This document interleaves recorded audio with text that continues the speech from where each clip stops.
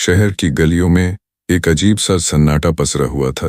ये सन्नाटा किसी बड़े तूफान से पहले की शांति जैसा था। इंस्पेक्टर राकेश अपने दफ्तर में बैठे हुए थे, तभी फोन की घंटी बज उठी। हेलो इंस्पेक्टर राकेश, फोन पर एक कांपती हुई आवाज थी। हाँ बोल रहा हूँ, कौन है? राकेश ने पूछा।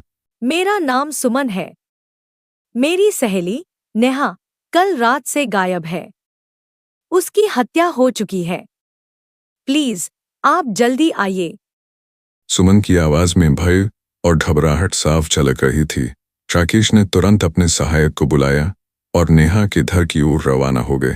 नेहा का घर एक पुरानी हवेली की तरह था, जिसकी दीवारें काली पड़ चुकी थीं। घर के अंदर पहुंचते ही राकेश ने देखा कि सब कुछ अस्त व्यस्त था।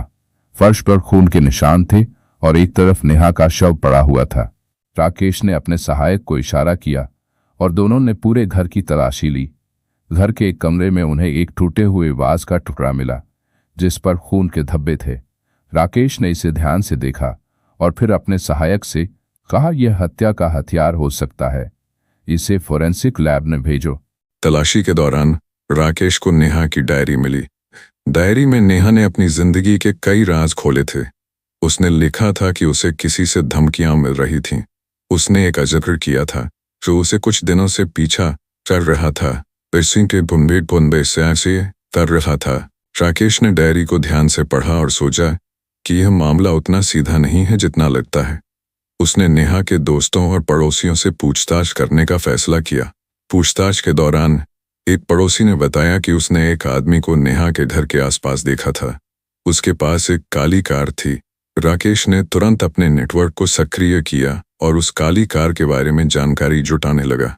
कुछ घंटों बाद राकेश को पता चला कि काली कार का मालिक रमेश था, जो एक बड़ा व्यापारी था। राकेश ने तुरंत रमेश को गिरफ्तार कर लिया और उससे पूछताछ की। रमेश ने पहले तो सब कुछ नकार दिया, लेकिन जब राकेश ने उसके सामने सबूत रखे तो उसने कबूल कर लिया कि उसने ही नेहा की हत्या की थी। उसने बताया कि नेहा ने उसके कई राज जान लिए थे और उसे धमकी दी थी कि अगर उसने उसे पैसे नहीं दिए तो वह सबको बता देगी। इसी डर से उसने नेहा की हत्या कर दी। राकेश ने रमेश को न्याय के कटघरे में खड़ा किया और नेहा को न्याय दिलाया। यह केस राकेश के करियर का सबसे पेचीदा केस था, लेकिन उसकी मेहनत और बुद्धिमानी से सच सामने आ गया। आज के लिए इतना ही। कल फिर मिलेंगे। दिल दिलाने वाली कहानी के साथ सावधान रहे, सतर्क रहे।